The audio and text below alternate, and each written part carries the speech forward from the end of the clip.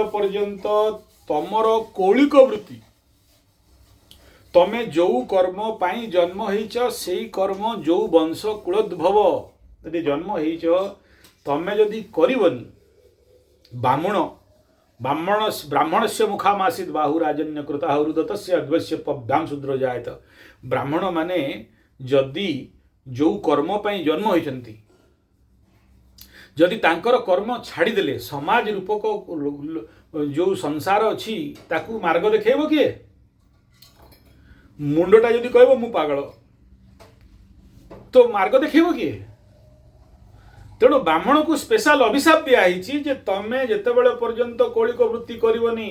दान धर्म दक्षिणा पूजा पाठ कर्मकांड संसार सोसाइटी समाज कर्म करनी तमें केते पैसा कमाउच कमा गाड़ी चला घोड़ा चला चाकरी कर आईएएस हो जा हुए से जा